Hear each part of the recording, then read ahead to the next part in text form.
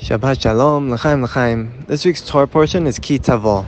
It speaks about what will happen when the Jews come into the land of Israel, and the focus is on the bikurim, the first fruits that the farmers have a very special commandment to do. And essentially the way it goes is they see their first fruit growing out in the fields, they tie a string around it, and eventually they're going to bring those fruits up to Jerusalem, up to the Kohanim, who are going to raise them, and then the farmers then say a very special passage from the Torah. The latter part of the Torah portion is a mixture of blessings and curses. Blessings for all the things the Jews will get if they follow the Torah and the commandments, and curses for all the things that they won't get and everything that will happen if they don't follow Hashem's commandments. What I want to speak about is a very special idea that I heard from Rav Moshe Tzvi Weinberg, who brought the Yismach Yisrael, who was a great Rebbe in Alexander. I had never heard of him before this, but the teaching is on a pasuk that we say every day in our davening. It's in Shachris, and it's also from Tehillim number 100. It says, "Velo anachnu amo v'tzon marito." It says, He created us and made us. We are His and the flock, His flock. And what's so unique about this passage is that "velo" is written and spelt a different way. It's written and pronounced a different way. It's written Lamed Aleph, like not, lo, but it's pronounced Lamed Vav. We are His, to Him.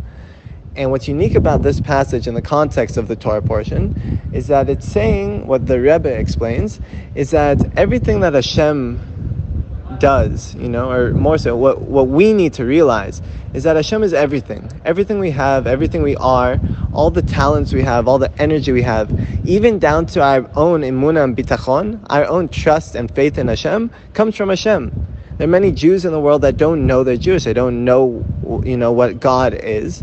And they don't have, for that reason, trust and faith in Hashem because Hashem hasn't granted it to them. He hasn't opened their eyes in that way.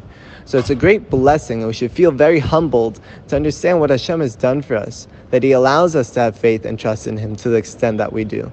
And we can daven to Him, then pray that He'll give us more trust and faith in Him. But this is the idea that He explains, is that all our kochot, all our energy, all our talents and everything we have comes from Hashem. And the way I understood that is, in the context of what's going on lately, especially in my home, is Ayala sent a piece of art to South Africa, and it's going to an art auction, for charity. And it's very cool to see, but her art is now auctioning for like 20,000 shekel or something like that. And it's very exciting to see that, we're getting messages from people saying, oh my gosh, I see your art, I saw it in the charity, it's so cool.